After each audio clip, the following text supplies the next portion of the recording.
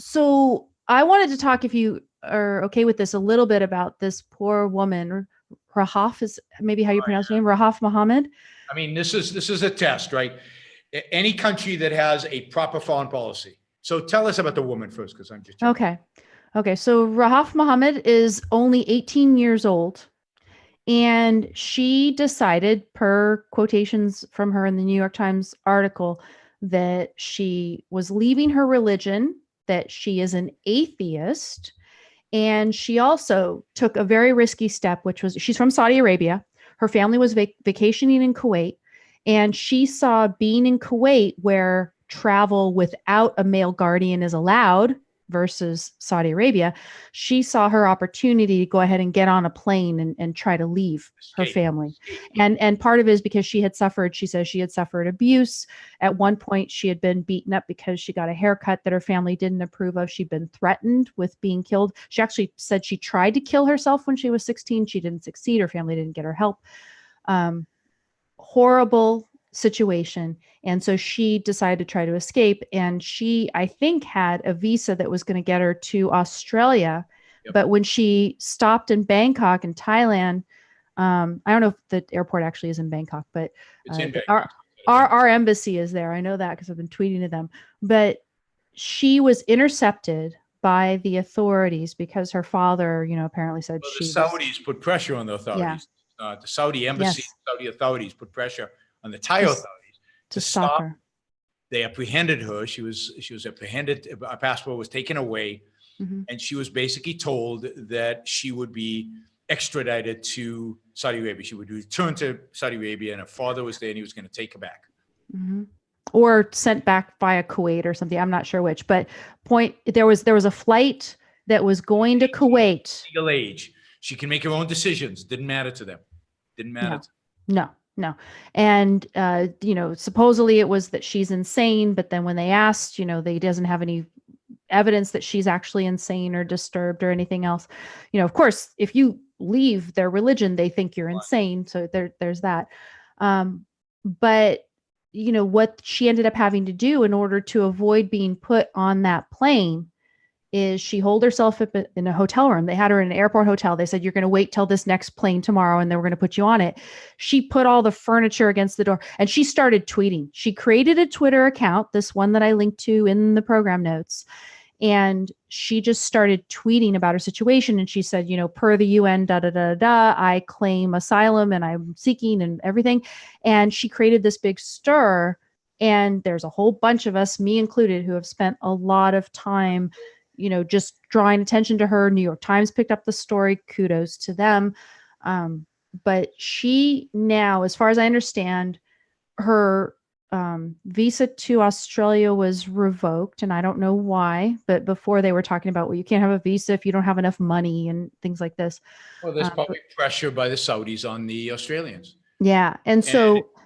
there was enough attention brought to it. And also she, barricaded herself in this hotel room. She wasn't going to let them take her out. And she's live tweeting from this place and video and everything. Drew enough attention such that the UN eventually was permitted to come in and speak to her. And as I understand it, her current status is that she is under the custody of the Thai police authorities, but in coordination with United Nations. And she is seeking asylum. This is, what does she need? She needs a country that offers religious freedom and equal rights for women and a reasonable prospect of safety. Yep. She needs those things. It is unfathomable that in the 21st century, we can be on Twitter witnessing a woman who is at risk of being, at 18 years old, turned over to a family who will likely kill her. Why? Because she left her religion and she's disgraced them or whatever it is, Nobody will do anything about it. Where's the principled foreign policy of Donald Trump? Where's the principled foreign policy of the Canadians, the Australians, the New Zealanders, the Swiss, the English, any of these countries? All they have to do is grant asylum. I'm sure she can probably, get a job when she gets there. I don't think she's the kind of person who wants to live on welfare or wants to be a ward of the state. All she needs is permission to enter your country. Here's why I am so pro-immigration. Why I think it should be so easy to come into this country, into a country. because of an individual like this. And I would take an individual like this who's fighting for her life and declaring herself an atheist. She is so much more important. She's a million times more important than some Mexicans that you don't like that might cross over the border as part of it and drive down wages or whatever. It just drives me. I'm basically in awe of this girl. I mean, imagine you are 18 years old and you decide to declare. I mean, I declared, I don't know when I declared it, but I, decided I was an atheist at 12 or whatever. But in my family, there wasn't this anti-atheist pressure that there. I mean, if she leaves her religion, she is risking her life. She's an apostate, and, yes. and by Islamic law, she would be killed. Yes. And we're talking about Saudi Arabia that has money, resources, influence, people everywhere, and her life is really in danger. This is not a joke. And then no country will step up and take her in. Tells you all you need to know. We'll see. Maybe somebody will step up. All you need to know. It's early days. I mean, this was happening on Sunday, and then Sunday night I was out there.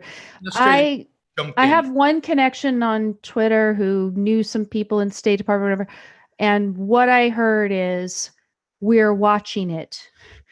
And to me, watching it is not enough. Now, you could say, okay, maybe United States will watch it if she doesn't get a better offer. She wanted to go to Australia, but if now, as I understand, she doesn't have the option of going to Australia, why are we not snapping her up like that? Well, and I don't know if you know, but there was this other girl who was ultimately tied up, gagged, dragged out of a hotel room, and put on a plane to Saudi Arabia, taken home, and she's never been heard of since. So that's the fate that awaits her. This is not theoretical. This has happened. You can research it. You can find the name. This has happened. And the other thing I've seen on her feed is endless people threatening her life on the feed as well. So this woman, this is our ally. This is the enlightened kingdom of Saudi Arabia. These are the people there. This is what we support. This is who we defend. This is who we sell the most sophisticated weapons in the world to. This is who Donald Trump dances with. No women, by the way, when he danced. This is who Donald Trump dances with. This is what we kiss their boots. This is what Obama bowed to. This is some of the most evil, primitive, barbaric culture in the world. And we just, what the hell? Let's sacrifice another 18-year-old girl to it. So, Rahaf Mohammed, we are going to continue to watch the situation. We are with you. And I'm ashamed that our embassy has not just snapped you up. So. That's just horrible.